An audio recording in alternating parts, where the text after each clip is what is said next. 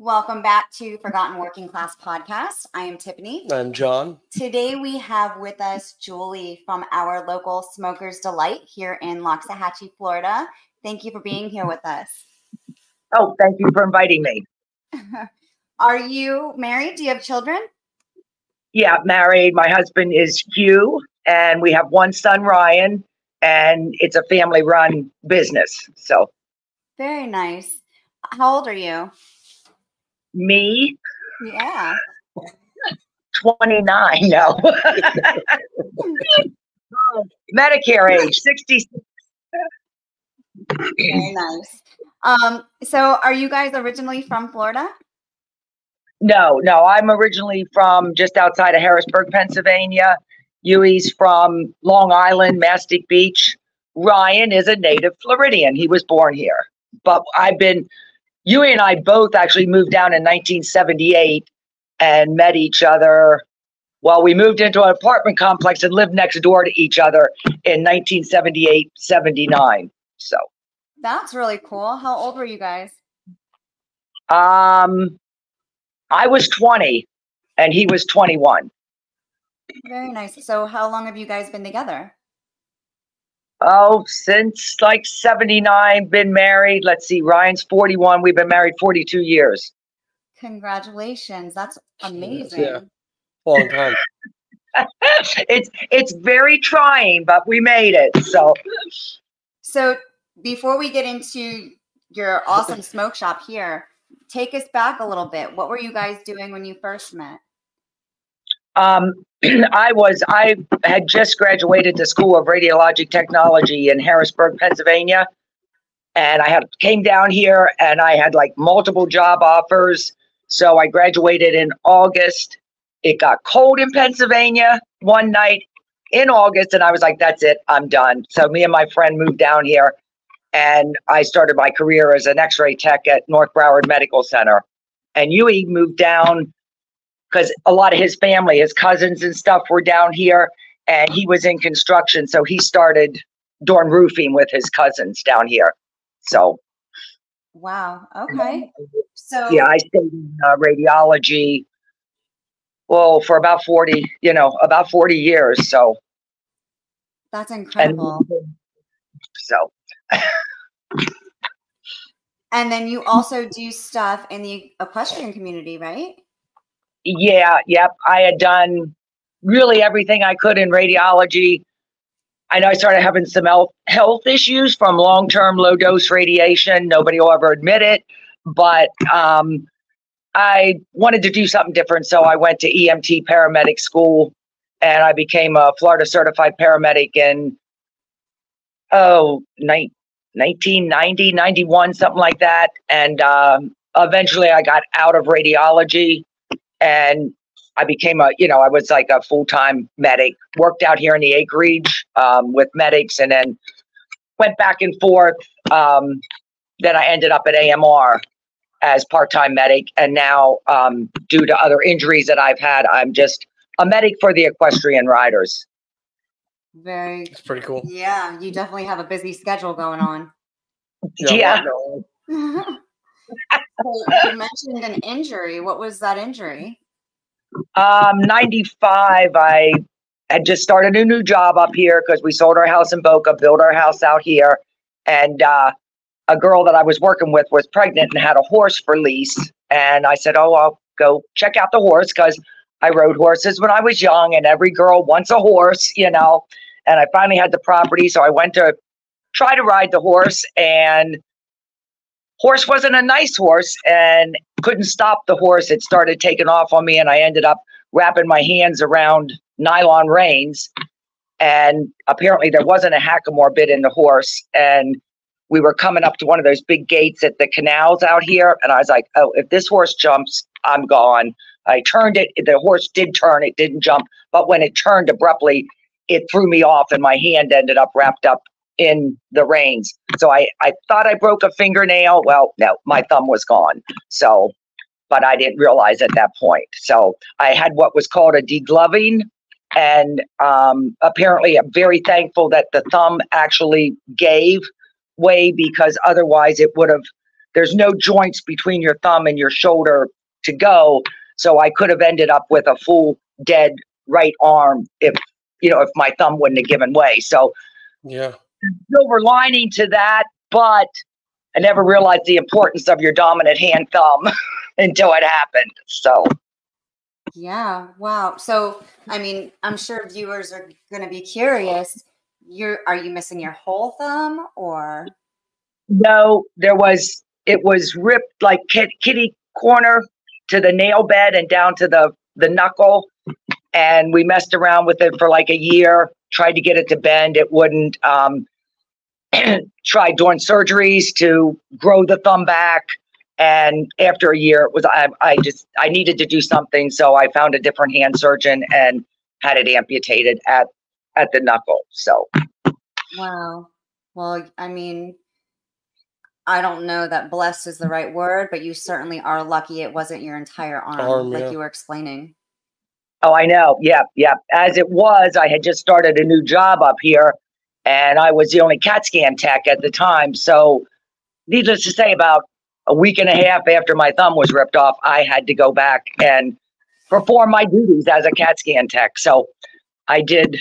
I was actually going for my brown belt in jiu-jitsu. I actually got my black belt one-armed, because when it was ripped off, arteries, everything was gone, the nerves. So for a year, I felt like, I had to walk around like this with my thumb and hand up in the air. So I did a lot one-handed, and it was sort of amazing of what you can do when you have to do it, so. Absolutely. That's crazy. And you're a black belt. I always look back and thought, because I have extensive nerve damage from the neck. The shoulder was never right after that. Everything, the nerves are stretched to their limits. It's nerve pain, but it's not neuropathy like diabetic, so none of those medicines help anything. It's just traumatic nerve injuries. And I don't know, maybe if I wouldn't have had to go back to work within 2 weeks of it, maybe things might have been better, but and then I ended up breaking my index finger on the same hand. So it was like revolving, and I actually ended up breaking my nub at the end. So where the nerves were implanted, after I fractured the end of it, all the nerves are just out there. So I've, little damages, but, life goes on and you get by it, so, but I could still be a medic. I learned my index finger became my thumb. So start IVs like that. After I broke this finger, this finger this has been as good as it will now. So after that, 2005, around in that area, those careers were about finished, except for I could work at the equestrian community. So truly inspirational how you just said you learned how to do IVs with your other finger. Yeah, you adapted. Yeah, that's amazing. Yep. It was one thing I could never do with my left hand, because I didn't have the feel, I'm not left-handed. I could eat, I could do majority of stuff left-handed, but starting IVs was one thing I just couldn't do. So, you adapt and conquer. I don't know what else, that's it. So. Wow. So, yeah. I mean, you certainly have had a lot of experience in the first responder field, and having gone through something crazy yourself like that, it's truly incredible all you've accomplished. Going to your husband, you were saying that he was a roofer. How long did he do that?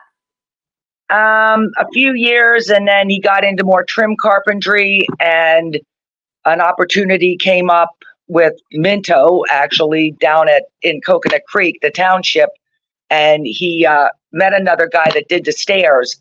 So he started building custom wood staircases, and that was like, we finally incorporated him in 1989, 1990, and that's what he does. Him and then our son works with him, because he went to New England Institute Technology for computer, but then 9/11 happened, and there was all that computer stuff. They were supposed to open a hub in Boca, like for, you know, instead of Atlanta being the major South hub from the States. And that ended up being the building that the anthrax was in Boca back in the day. And so that career was sort of put on hold. So he started doing stairs with my husband. And that's what they're still doing to today. But they only do like high-end wooden staircases. That's incredible. Pretty awesome. Yeah. So are they like wood? Are they metal? It's wooden. No, wooden. They're all wood. They're all wood. And they had a warehouse for a while when the business was very lucrative, but they never built like prefab where you build the stairs at a place and then ship them. They take a pile of wood and they turn it into a staircase. So they do everything on site, you know, so they've sort of become a specialty, you know. That's incredible. Yeah, that's awesome.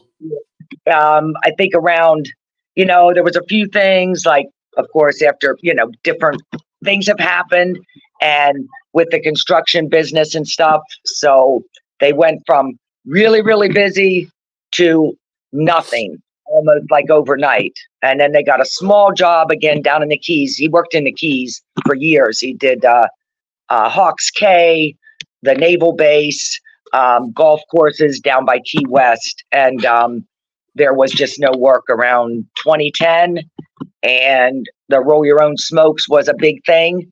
And that's when we decided to give owning a smoke shop a try.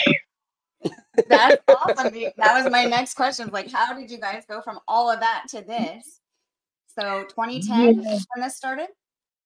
Yeah, around 2010, they started looking at it. They went and sat because Loxahatchee Reds was doing the roll your own smokes. And they were seeing the people coming and going. So we started looking into it. And there were machines, there were areas that you had to buy into. And we found a different company with rolling machines that we didn't have to buy into an area. So we just had to find a retail space and get the machines. Wow. I mean, like, what made you get into this? Like, are you guys smokers? Yeah, I mean, you and I smoke. Ryan never smoked a cigarette, thank God. You know, yeah, you and I smoked, and that really wasn't because of it. The roll your own business at that time was very lucrative, but when we got into it, and because of the machines we got, and trying to open the business, and it wasn't a business that you could really have a business model. So banks weren't going to give us loans to start this business. I really didn't want to go under, like, I didn't want to own the business myself. So I didn't go under that, like, for females to get business opportunities. We wanted Ryan to do, because he's amazing at computers, and Ryan is very, very intelligent. And so we wanted him to run the business, and you and I would just, you know, be employees. So we took just all our own money, all the change in the drawer to start the business was all our own change. And I took a small loan with a credit card, and that was it. And we wanted to open November of 2011. We actually opened probably the beginning of 2012. Wow. So my math is horrible. How many years has it been now? Well, since, 12, going on 12 years. Yeah. 13, wow. I guess. Yeah, 13 in January. Yeah. And then our machines didn't come. It took us over a year to even get the machines, and they were being held hostage in Cincinnati. So you and Ryan drove up, put the machines together, and brought them back. But the shop had already been trying to open. It took us over about a year and a half to even be able to roll, you know, for people to come in and roll their cigarettes. But so we sat here for 8 hours every day. Our first day we might have made $2. I think it took us about 4 months to get above $50 a day. Oh my goodness! So how much was a pre-roll? To come and roll your own cigarettes? Yeah. The roll your own. There's still So instead of doing a club, we sort of like, there was a lot of controversies about how people were allowed to roll. So we sort of set ours up like a timeshare. You paid $20 to join, and then every time you rolled a carton of cigarettes, it was $5 that went into a different business, and it was $20 to roll a carton of smokes. So, and it's still, so it's like, it went up. It's $25 for a carton, and then $5 for you to come in and sit and roll. And that's because you're renting the machine. Very cool. Yeah. Yeah. So crazy. So I don't know if you're allowed, but are you able to talk about some of the products you guys offer there? Yeah, we have, and of course, since the disposable vapes and different forms of smoking, or just the vapes in general that you buy the e-liquid. And a lot of people have quit smoking due to health issues, and it's not accepted like it was, in the communities. So we still do the roll your own, and we sell all the mods, the devices to put your e-liquids in, and then we had to start selling the disposables when the Juul came out. And I was sort of against that because they're 50% nicotine, which people don't understand. And they're so much more addictive than cigarettes because of the nicotine factor. But you have to sell what the community wants, and you have to go along with, with the flow and what the fads are of the times. So we sell a lot of that. And then we just sell miscellaneous. We do have glass, we have hookah, we sell t-shirts, and we have your t-shirt. Yes, everyone, you can find our apparel, Arcingaheadapparel, at their shop here, and I will be sure to drop the address and links for everything. So awesome of you guys to put our apparel in there. Yeah, no worries. It's great to be a part of the community, because our community is expanding, but it's become more diverse, and a lot of different people, live in the area now. So it's cool. I don't mind owning the shop. It's a lot. When you own a retail business, you're sort of married to it. Yeah. But everything I've done in my life as an x-ray tech, a CAT scan tech, a special procedures tech, a paramedic, my life has always revolved around being on call, needing to get somewhere when your phone rings or your beeper goes off, so it's just, it's the way that I live. I never slow down, and maybe that's what keeps me going. I'm hoping. I'm the same way. Always hustling. Yeah, my plate is always over full with stuff, but it's what keeps me going. When you slow down, your body starts to hurt, and you don't know what to do with yourself. So that's good. Yep. So the shop day definitely gave us something to do, but and we're a successful business now. Probably, as much as I don't like the growth in the acreage, when you own a business, the growth was very good for business. Westlake helped. Winn-Dixie opening back up in the plaza, that really helped, I believe, because there was no anchor store in this plaza. Yeah. And anybody that's lived in the acreage, this was the original store. So it was, the building's old, but they've rejuvenated it. It's come back to life, and things are good and picking up. So. Well, we absolutely love you and your family. You guys are truly the nicest people, and we enjoy supporting each other. We couldn't be more grateful to you guys. 100%. Yeah, cool. Thank you. And, it was amazing when we met John when he came in, and, just really very big heart, good, kind people, so. Thank you. Yeah, I'll never forget the day he called me and he's like, "You're on TV, you're on TV." And I'm like, "What are you talking about?" And he's like, "They're watching the podcast." I'm like, "Oh my goodness." I walked in, she was like, "Look at that." And I was like, "Oh shit." Yep. Nicole had found it we pulled it up on the TV, and then John happened to come in and he took a double look, and then he got his phone out. Yeah. So while we're talking about, John going to the store, many don't know this, but John, in the beginning phases of his injury, he was on all types of pain medication, and he had to go away to rehab. And I'm sure this is new for you to hear as well. So he went away for 6 weeks to rehab, and it was one of the hardest times of his recovery, getting off all of the pain medication. Yeah, it was a bunch of medication. Just he was hooked on so many things that he was prescribed, and we had to look for alternate ways once he came off of that to help regulate his sleep, help him with his PTSD, and just be able to function every day through his pain without taking medication. So when we found you guys and how nice your family was, we were just different options. Different options. We were so relieved because it's so nice, you know, walking into an establishment and people taking the time to explain what things are, what things do, what's the ingredients in them. So we appreciate you guys in more ways than you even know. Thank you for that. I really believe in the CBD. It's helped me tremendously with PTSD, and PTSD is weird because you never know what's going to trigger it, you know? So at any given time, and even at work, when I'm watching something happening to a rider and it brings back memories of what happened to me, I've lost it a few times out there, you know, not meaning to, but it just happens because it just brought back different things. And I find that you pop a CBD gummy and things just seem to get a little better for you, you know, and with no effects of being high or stoned or anything.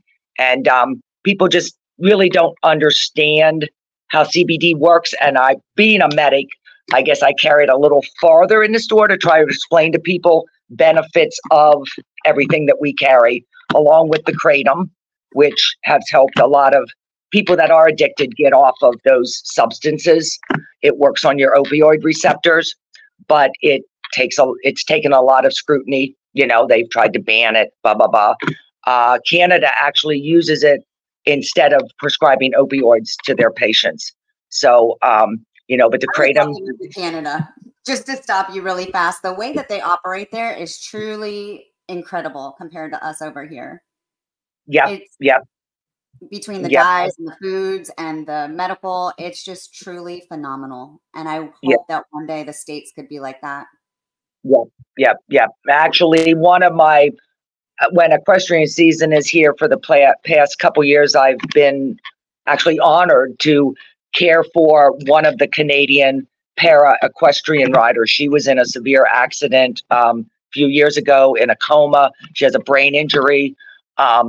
When you see these people riding these dressage horses, it's just amazing. Her horse is like the most amazing thing that could be. Her and her horse are definitely a team, you know, and that's opened my eyes to a lot of different things. But you're right. She's taken care of so well through the Canadian government that, you know, that if the same thing would have happened here, I'm sure she would have been struggling, you know. But yeah, when John was in the hospital, I mean, we'll be honest for a second with our viewers. It was such a struggle because all they wanted to do was just write prescriptions. And it ended up, you know, causing hallucinations. It was making him almost manic, where he was pacing the house. It fucked me all up. He was just freaking out in his own mind and his own skin for about a good year, until I was like, okay, enough is enough. We can't live like this. We have young children. And then we had asked the doctors, how do you feel about medical marijuana? And they're like, well, we can't tell you, you know, what to do or don't do, but we don't advise it. You know, we don't recommend it. They're not allowed yet to say how they really feel on it. So we ended up going the medical marijuana route. And that actually made things, in his case, with his brain injury, 10 times worse for him. So I don't know what the side effect did in his brain, but it just wasn't for him. So going back to you guys in your store, he was able to find the right things for him. And now you're going pretty good. I mean, I think we've known you guys for probably 2 or 3 years now. And the more he goes in, the more he learns. And it's just about trying different things for whatever you're going through. That, and the big thing is trust. Like we said earlier, you know, you walk in somewhere and you guys took the time to say, this is what this does. This is how you can feel off this. This is what this does, blah, blah, blah, you know. So to get that, to be able to trust your local smoke shop and walk in and, you know, you're not going to get swindled. You're not going to get the wrong information. It's very, very good. It's very nice. Right. You guys are not out there for the money, hustling, like, hey, buy this, and buy this. You truly care about your customers. You really do. Yeah, I try. Yui teases me a lot or tells the customers, the doctor isn't in today. The clinic isn't. And if somebody comes in that needs something explained, of course, oh, you got to talk to Julie. She knows everything. And that's because not everybody's body's the same. I personally got my medical card also. I'm hearing a lot of things that are happening to other people that have been addicted and on, of course, Big Pharma don't want to say that medical marijuana or kratom is good for you because, you know, that's just what happens with pharmaceuticals. And I am finding people that have been addicted and getting off when they get their medical card. The dispensaries, they don't gear you to what would help for you. It's just, oh yeah, try this, you know. So it's pushing sales. It truly is.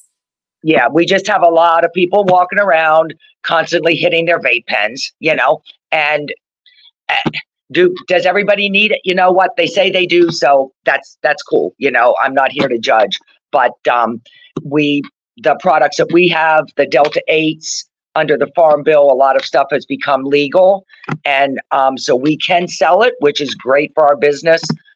Through COVID, the RNs, the people, the essential workers, they really needed a place that they could go and get something that was legal to help them unwind, get a good night's sleep, and try to forget everything that they had to deal with during the day. So I was really glad they shut us down for a month, but we put a door in. Dewey and Ryan built a door, like a bank teller window, so we could still be open, but nobody had to come into the store, you know.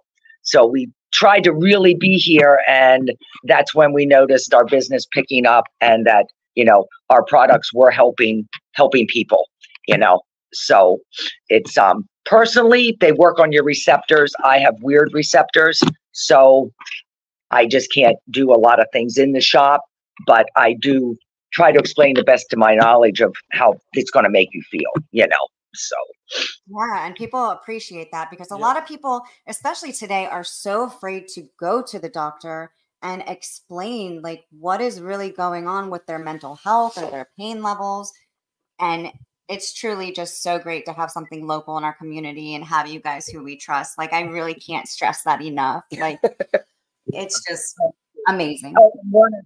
One of the newer products now is they've done so much research on the benefits of beneficial mushrooms, the lion's mane and all the different. So we do have just beneficial mushroom products now. You know, they're not the psychedelic mushrooms, but they help quite a bit. They get you focused.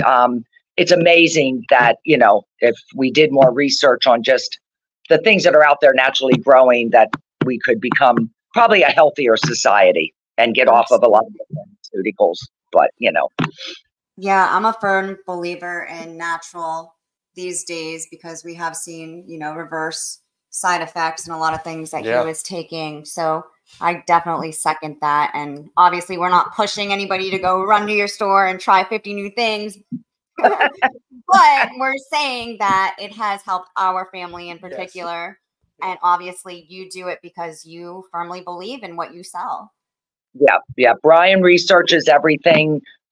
We try to never bring anything in here that would be a knockoff or, you know, that we know everything now has the QR codes on it. So anything from our store, you can scan that and it takes you right to what's in every product. So that's, you know, that's real good. But we really go to the extreme to only get the best quality that we can, you know. And that's really awesome because, I mean, you can't even read most labels nowadays and know what's really in it. So the fact that you guys provide all that is incredible. Yeah. We try. Well, listen, you guys are an incredible family, and we didn't know, you know, a quarter of this stuff about you before today. So I am really and truly impressed with all that you guys have accomplished, and we wish you nothing but the best. Same here, right back at you. I am so glad that we got to meet you guys. We enjoy every day when John's coming in the shop. It's like, oh, there's John. He's back again today. So it's good. Well, he loves you guys, and so do I. I don't have your address on hand, but I know you're sitting right there. You want to tell everybody the address of the store? Yeah, it's A Smoker's Delight at 5018 Seminole Pratt Whitney Road in Westlake 33470. Perfect. And I will be sure to drop all of your social media links and also the address. Thank you so much for coming on to talk with us. Thank you. You guys have a wonderful day, and so blessed to meet you and know you. Same with you. Have we love a good you. Day. You too. Bye-bye. Bye.